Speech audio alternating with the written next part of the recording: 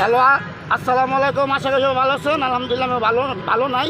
তো দেখেন বিজয়নগর মোড়ে আসছি, তো আমার কোনো দোষ নাই। সার্জেনে আমার গাড়ির তার তো ছেড়ে দেখেন, লাইন নাই। আপনারা জানেন যে আমি প্রতিবন্ধী মানুষ, উনি আমার থাপ্পড় মারছে, আমার গাড়ির তার তো ছিঁড়ে গেছে। এখন জানেন তো আমার দুটো পা নাই, হ্যাঁ, গাড়িটা যে আমি কেমন নেবো বুঝতেছি না। তো বিশ্বাস করেন আমার কোনো দোষ নাই। এই যে ওই আমার গাড়ি তার তো ছিঁড়ে গেছে, আমার থাপ্পড় মারছে হয়।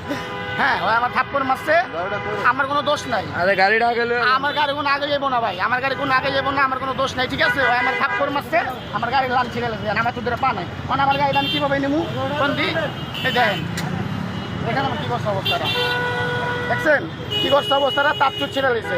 আমার কোনো দোষ নাই, ওই আমার থাপ্পড় মারছে, ওই আমার থাপ্পড় মারছে, আমার লাইন সব দিয়ে করে দিচ্ছে।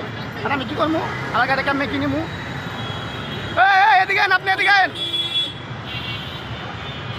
হ্যাঁ, আমার কোনো দোষ নেই, আমার কোনো দোষ নাই। উনি আমার থাপ্পড় মেরে বসে আমার গাড়ি তার দুধ ছিঁড়ে লাগছে। তো আপনারা জানেন আমার দুটো পা নেই, আমি প্রতিবন্ধী। হ্যাঁ, উনি আমার শুধু থাপ্পড় মারছে, আমার গাড়ির লাইন ছিঁড়ে লাগছে। মানে আমি কী করবো কোন, এই যে বিজয়নগর পানি ট্যাঙ্কির সামনে।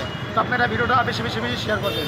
তো এই সার্জেন এদিকে আপনি এদিকে আপনি এদিকে নাহলে কিন্তু গাড়ি আছে পাতাইলে পারে তুমি গাড়ি। তো আপনারা ভিডিওটা বেশি শেয়ার করবেন। কাকা আমি কি করবো, আমার দুটো পা নাই, সাতজন আমার লাইন সব ছিঁড়া লাগছে।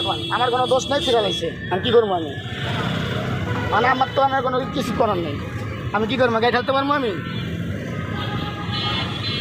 আরেকটা গাড়িতে টান দিতে পারো।